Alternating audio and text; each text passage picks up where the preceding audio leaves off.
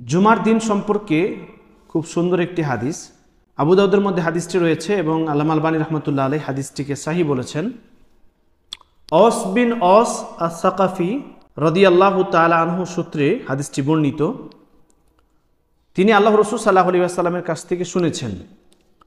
আল্লাহ রাসূল সাল্লাল্লাহু আলাইহি ওয়াসাল্লাম তিনি বলেন, মান গাসসালা ইয়াউমাল জুমআ ওয়াগতাসালা, যে ব্যক্তি জুমার দিনে গোসল করলো এবং ভালোভাবে গোসল করলো।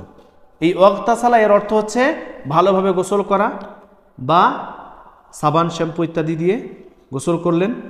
তৃতীয় হচ্ছে আপনি স্ত্রী সহবাস করলেন এবং স্ত্রীর ওপর গোসল ওয়াজিব করে দিলেন।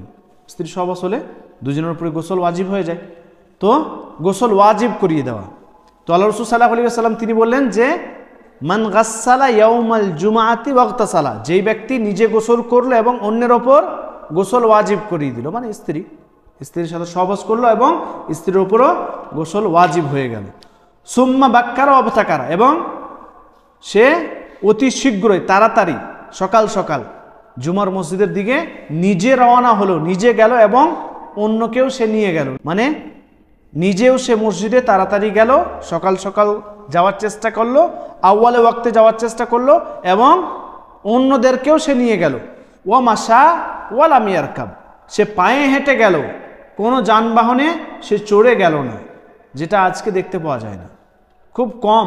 যারা হয়তো আমরা প্রবাসী আছি তাদের মধ্যেও কিছু যাদের কাছে হয়তো কোনো ধরনের যানবাহন নেই, গাড়ি নেই, সাইকেল নেই, বাইক নেই, কিছুই নেই, মজবুর হয়ে তারা হয়তো পায়ে হেঁটে আসে, বাকি পায়ে হেঁটে আজকাল কেউই আসে না।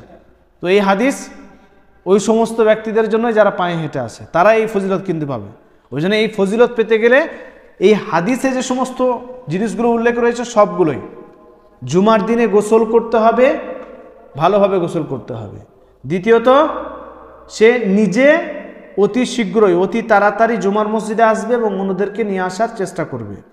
তৃতীয়, সে পায়ে হেঁটে আসবে, কোনো যানবাহনে চড়ে আসবে না, এবং সে মসজিদে এসে ইমাম সাহেবের কাছাকাছি বসবে, কোনো ধরনের অনর্থক কথা বলবে না, জুমার খুতবা ভালোভাবে শুনবে।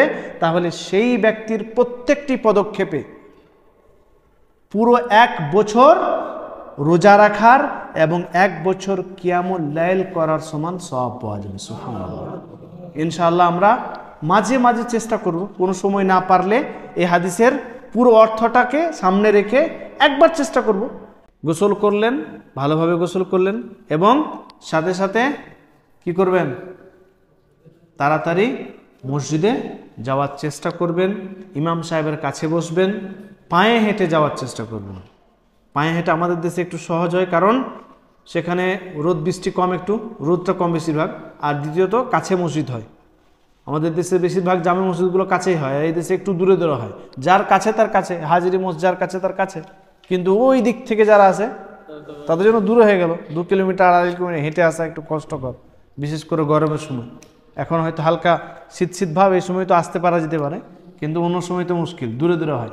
কিন্তু আমাদের দেশে ওই একটা মহল্লাতে একটা জামে মসজিদ থাকে, ফলে কষ্টখানি কম হয়। তো এইভাবে যদি কেউ আসতে পারে তাহলে ইনশাআল্লাহ তার এরকম সওয়াব হবে।